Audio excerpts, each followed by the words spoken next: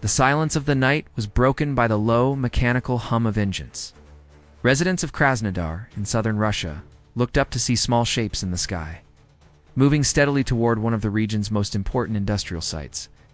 Moments later, explosions shook the ground, and a massive fire lit up the horizon. Another Russian oil refinery had been struck by Ukrainian drones. This event is part of a growing pattern. Over the past year, Ukrainian drone attacks on Russian infrastructure have moved from rare occurrences to a recurring feature of the conflict. The strike on Krasnodar is a reminder of how warfare is changing, and how both sides are adapting to a battlefield that now stretches far beyond the trenches of eastern Ukraine. Krasnodar lies in Russia's south, not far from the Black Sea. It is a vital hub for energy production and transport. Oil refineries here process millions of barrels annually, turning crude oil into gasoline, diesel, and aviation fuel. These products are critical not only for Russia's civilian economy, but also for its military operations. For Ukraine, the logic behind targeting refineries is straightforward. Oil revenue is the financial backbone of the Russian state. Refined products like fuel are essential to sustaining Moscow's war machine. By striking facilities in Krasnodar and elsewhere, Ukraine hopes to weaken both Russia's economy and its military supply chain. According to reports, the attack took place just after midnight. Drones flew low across the countryside, using terrain and electronic countermeasures to evade detection. Local air defenses responded quickly, intercepting several of the incoming machines. But at least one penetrated the defenses and struck the refinery. The impact sparked a fire that burned for hours. Flames rose high into the night sky while emergency crews worked to contain the blaze. Officials later claimed that the damage was limited and that the refinery would return to operation soon, yet satellite imagery and local accounts suggested that the impact was more serious, leaving visible scars on the facility's infrastructure. This strike highlights Ukraine's rapid development of unmanned aerial systems. When the war began, Ukraine relied largely on small commercial quadcopters, often modified to drop grenades or carry small explosives. These were useful on the front lines, but had limited range. Over time, Ukrainian engineers, defense companies, and volunteer groups began producing larger, longer-range drones. Some of these new models can fly hundreds of kilometers, guided by GPS, and carry warheads sufficient to damage fuel tanks, warehouses, and industrial sites. These drones are far cheaper than missiles. A long-range cruise missile may cost millions of dollars, while a drone can be built for tens of thousands or less. This cost imbalance is at the heart of Ukraine's strategy. By spending relatively little, Kyiv can force Russia to invest heavily in defending vast stretches of infrastructure. For Russia, the strikes present a dilemma. Its air defense network is among the most extensive in the world, but drones are a unique challenge. They fly low, often below radar coverage. They move slowly, which makes them harder to detect against background clutter. And they are small, presenting limited heat signatures for infrared systems to track. Intercepting drones is possible, but it requires resources, missiles, guns, electronic warfare units that are spread thin across a massive country. Protecting every oil refinery, power plant, and military depot is simply not feasible. As a result, Ukraine can choose its targets strategically, knowing that Russia cannot defend everything at once.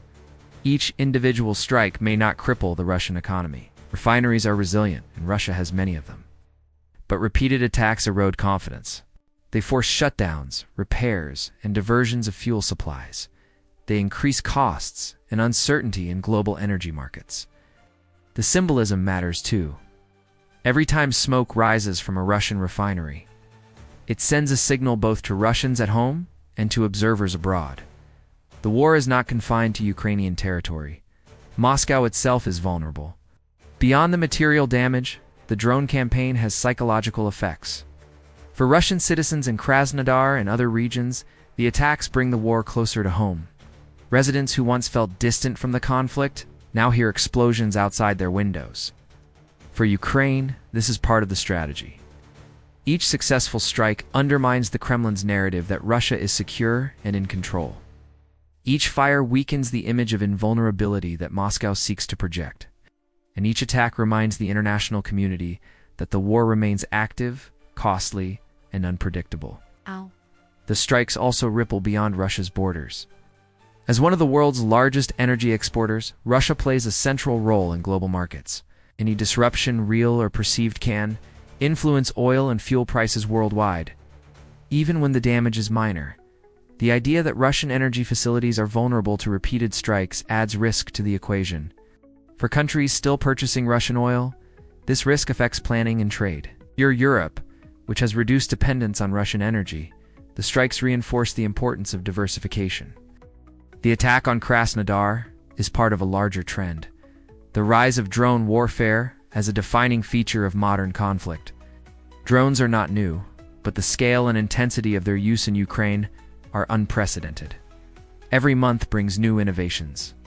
Ukrainian engineers experiment with 3D printing, modular designs, and artificial intelligence to make drones cheaper, faster, and more autonomous. Russia, too, is adapting, deploying its own drones and expanding electronic warfare capabilities. The result is a technological arms race, with each side seeking to outpace the other. The Krasnodar strike illustrates how effective these innovations can be in shaping the war's trajectory. Militaries around the world are studying these developments closely. The lesson is clear. Even nations with advanced defenses are vulnerable to swarms of inexpensive drones. Protecting critical infrastructure requires not just missiles and guns, but also new tools like lasers, microwave weapons, and advanced electronic warfare systems. For smaller nations, the message is equally striking. Drones provide an asymmetric advantage. With relatively limited resources, it is possible to challenge a larger and better armed opponent. The Krasnodar strike will not be the last. Ukraine has made clear that it will continue targeting Russian infrastructure as long as the war continues. For Kyiv, these attacks are both a military tactic and a political message. Russia will not find safety in distance. For Russia, the challenge is long-term. Securing a country as vast as Russia against persistent low-cost drone attacks may prove impossible. Instead, Moscow will need to adapt, hardening critical facilities, deploying more countermeasures, and finding ways to minimize disruption. The broader question is what this means for the future of warfare.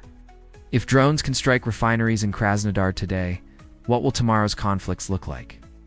When technology is even cheaper, faster, and more autonomous.